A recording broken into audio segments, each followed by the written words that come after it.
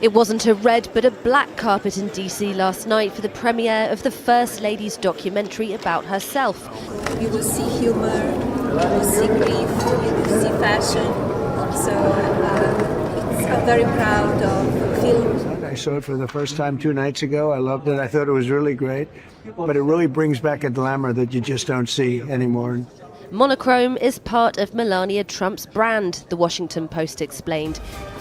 Its owner, Amazon's Jeff Bezos, should know. He, while planning widespread layoffs at the paper, shelled out an unprecedented $75 million for the Melania film. Hello, people. Adam Online. The biggest embarrassment to ever occupy the White House just got publicly humiliated by his own wife on the global stage. And the footage is so cringeworthy that diplomatic corps around the world are still picking their jaws up off the floor. Melania Trump is marking her first year back as US First Lady with the global release of a documentary she produced. The film, simply titled Melania, follows the 20 days leading up to Donald Trump's return to the White House for his second term. It's opening in more than 1,500 theaters in the United States and abroad, but reception has been lukewarm. Some countries, like South Africa, have refused to screen it at all amid strained relations with the US. Fresh off the catastrophic failure of her cinematic debut, a film so universally panned it'll be studied in film schools as a case study in how not to launch a career, Melania Trump embarked on a revenge tour against the American public that refused to embrace her, and she found the perfect target: the entire reputation of the United States at the United Nations Security Council. My heartfelt condolences to the families who have lost their heroes, who sacrificed their lives for freedom. Their bravery and dedication will always be remembered. I extend my earnest wishes for a swift and smooth recovery to all those who have been injured.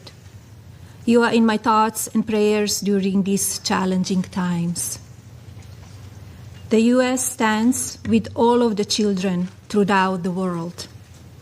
I hope soon peace will be yours.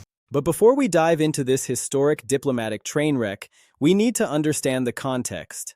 Donald Trump has spent his entire public life embarrassing this country on the world stage with a consistency that almost requires admiration for its dedication to cringe. Remember when he shoved his way in front of Queen Elizabeth like she was some random bystander instead of the most revered monarch in modern history? Our reporter Shrishti Par joins me for more on this. How was the film actually received? Well, for the amount of money that was spent, the film hasn't done so well up till now. It doesn't have a lot of competing films in this weekend, but so far the turnout has been rather minimal. I mean, even in Melania Trump's own country, Slovenia, reports say around 40 people were seen in the theaters. But more so, the Americans now are they're offering their dissidence about the fact that the US president at this moment is trying to plug a movie starring his wife at a point where the country is erupting in protests after the killings and the fatal killings of 2 American citizens by federal agents. So the timing, they say, is making a lot of people erupt in anger.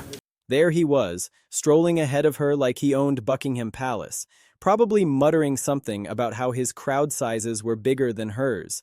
And who could forget the international summit where Trump physically tossed world leaders aside just to position himself front and center for the photo op? Diplomats from allied nations watched in horror as the President of the United States treated them like obstacles rather than partners.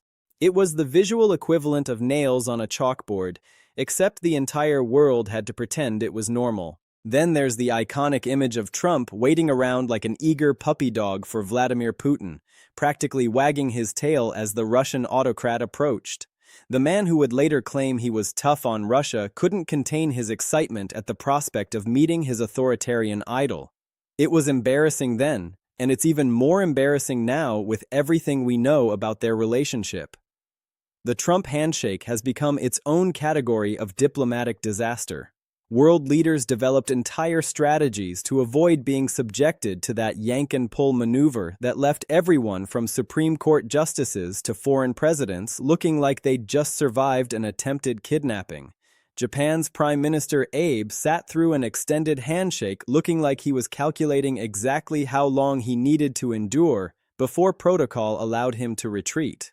And let's not forget the moment Trump abandoned Melania on Inauguration Day like she was some kind of also-ran instead of his wife. There he was, striding toward the White House without a backward glance, leaving her to trail behind like an afterthought. It was a preview of their entire marriage dynamic. Melania as prop, Melania as accessory, Melania as the woman who married a man she met through the largest sex trafficker in American history, Jeffrey Epstein. Which brings us to the current disaster unfolding at the United Nations. Trump, in his infinite wisdom and with that signature combination of arrogance and tone deafness, decided to send Melania to represent the United States at a UN Security Council meeting. The message was clear. This is how little I think of you. This is how little I respect international diplomacy. This is how powerful I am that I can just send a family member to take my place and you'll have to accept it. The message backfired spectacularly. There sat Melania, reading from a script with all the natural delivery of someone who'd never seen the document before that moment. Every word was carefully enunciated, every pause perfectly timed, every inflection completely artificial. It was like watching a middle schooler deliver a book report on a subject they'd researched 5 minutes ago. The diplomatic corps, trained for decades in the art of maintaining neutral expressions, struggled to keep their faces straight. But the content of her speech was where things went from awkward to actively offensive.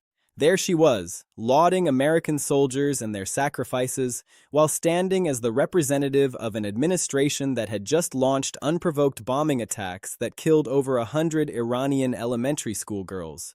The cognitive dissonance was so extreme that it bordered on Orwellian. "We stand with children everywhere," she read from her script, while bombs bearing American flags had just torn through a school filled with children who would never see their families again. The hypocrisy was so thick, you could cut it with a diplomatic knife. The United States, represented by a woman whose husband met her through Jeffrey Epstein, lecturing the world about values and standing with children while American bombs murdered children. The international community sat in stunned silence, bound by diplomatic protocol to receive the statement with courtesy while inwardly calculating just how low American standing had fallen. This wasn't just embarrassing. This was revelatory. This was the administration showing the world exactly who they are. They have no soul. They have no depth of character. They have no capacity for self-reflection or shame. They genuinely believed that sending Melania to read a script would somehow project strength rather than expose weakness. They thought the world would be impressed rather than horrified. And speaking of children, the elephant in every room remains Barron Trump. Day 2 of the Trump family refusing to volunteer for the war his father started. Day 2 of the most privileged young man in America watching as other families send their sons and daughters to die in a conflict based on exaggerated intelligence and shifting objectives. Day 2 of the Trumps demonstrating that their America First rhetoric applies to everyone except themselves. The contrast couldn't be more stark. While American families across the country receive notifications that their soldiers won't be coming home, while 12 families grieve preventable deaths, while 3 F-35 pilots lie dead because of friendly fire caused by strategic confusion at the highest levels, the first son sits in luxury, protected by privilege, completely insulated from the consequences of his father's decisions. It's not just hypocrisy, it's cowardice wearing a tuxedo. The hashtag is spreading. Your Send Barron is trending across platforms as Americans point out the obvious contradiction. If this war is so important, if Iran poses such an imminent threat, if American blood must be spilled to protect the country, then why is the first family exempt from the sacrifice? Why does privilege grant immunity from the consequences of poor decisions? Why should working-class families bear the burden while the wealthy and connected watch from safety? The military families who've lost loved ones in this unnecessary conflict are watching the Trump compound with an anger that can't be overstated. They're watching Barron go about his privileged life while their children are in body bags.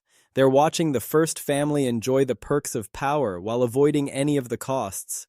They're watching a president who sends others to die but would never dream of sending his own son. Melania's UN appearance was supposed to be a power move. It was supposed to demonstrate that Trump could treat the international community with contempt and they'd have no choice but to accept it. Instead, it became a mirror reflecting everything wrong with this administration: the hypocrisy, the privilege, the disconnect from reality, the willingness to send others to die while protecting your own, the complete absence of shame. When Melania stood at that podium and praised American values while representing an administration that just murdered children, she wasn't just embarrassing Trump, she was exposing the fundamental rot at the core of this presidency. She was showing the world that there are no depths this administration won't plumb, no contradictions they won't embrace, no hypocrisies they won't defend. The international community saw exactly what they needed to see. They saw a first lady reading from a script she didn't believe, representing a president who doesn't respect them, standing for a country that just bombed children while claiming to stand with children. They saw weakness masquerading as strength, incompetence dressed up as power, corruption pretending to be virtue. And back home, Americans saw the same thing. They saw a family that talks about sacrifice but never sacrifices. That talks about patriotism but protects its own. That talks about America first but puts Trump first, always and forever. They saw a first son who will never know what it means to receive that knock on the door, to have an officer deliver the worst news imaginable, to bury a child who died for a cause that shifted with the president's mood. The Our Send Barron movement isn't just a hashtag. It's a question that the Trump administration cannot answer. Why should anyone else's child die for this war if the president's child won't even volunteer? Why should working families bear the cost of decisions made by the wealthy and powerful? Why should patriotism be demanded of everyone except those who profit most from it? Melania thought she was humiliating the world by showing up and reading her script. She thought she was demonstrating American power by treating the UN with contempt. Instead, she humiliated herself, her husband, and her country. She showed the world that America is led by people who don't understand shame, don't feel empathy, and don't recognize hypocrisy even when it's staring them in the face from behind a podium. The footage will be studied for years. Diplomatic training videos will use it as an example of how not to represent your country. History books will include it as evidence of how far American standing fell during this period. And every time it's shown, every time someone watches Melania read that script while Iranian children lie dead, the question will resurface. How did this happen? How did America become this? The answer is sitting in the White House, tweeting insults at military leaders while his wife's disastrous UN appearance goes viral. The answer is refusing to resign even as impeachment looms. The answer is doubling down on every bad decision while expecting everyone else to pay the price. The answer is a family that will never volunteer, never sacrifice, never understand what they're asking others to do. Melania just humiliated Trump on the world stage. But more importantly, she revealed something that can't be unseen. She revealed that this administration has no bottom, no shame, no limit to its hypocrisy, no recognition that other people's children matter as much as their own comfort. And now the world has seen it too. The hashtag is spreading. The anger is building. The election is coming. And when voters go to the polls, they'll remember Melania at that podium. They'll remember the script. They'll remember the bombs. They'll remember the children. They'll remember a first son who'll never volunteer. And they'll decide whether this is the America they want to be.